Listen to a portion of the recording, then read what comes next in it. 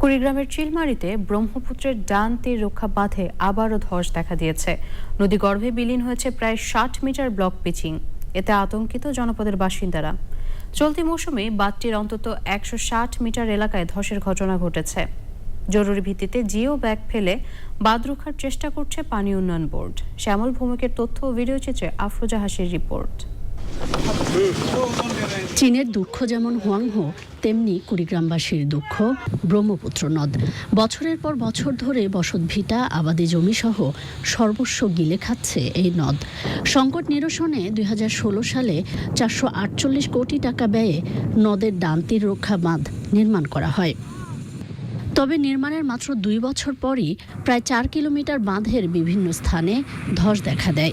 সম্প্রতি ১ মাসের ব্যবধানে কাঁচকোল এলাকার বাঁধে ২ বার ধসের ঘটনা ঘটে। শুষ্ক মৌসুমে ডাম্পিং করা হয় এবং মাঝে মাঝে টি বাঁধ দেওয়া হয়, তাহলে হয়তো বা বাঁধটা চিরস্থায়ী হবে। প্রতিবারই জরুরি ভিত্তিতে মেরামত করা হলেও মেলেনি স্থায়ী সমাধান।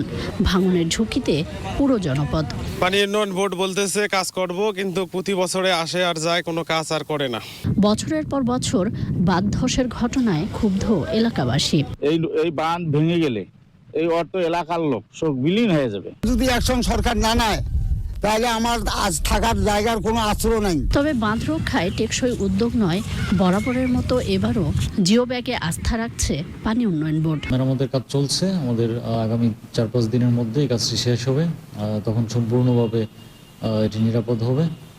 আমাদের অবজারভেশন রয়েছে, আরও যদি কোথাও এরকম ভাঙন প্রবণ দেখা যায় আমরা তাৎক্ষণিক ব্যবস্থা। ব্যয়বহুল অথচ অস্থায়ী সমাধান, জিও ব্যাগ ফেলার পরিবর্তে বাঁধ রক্ষায় টেকসই ও পরিকল্পিত প্রকল্পের দাবি ভুক্তভোগীদের।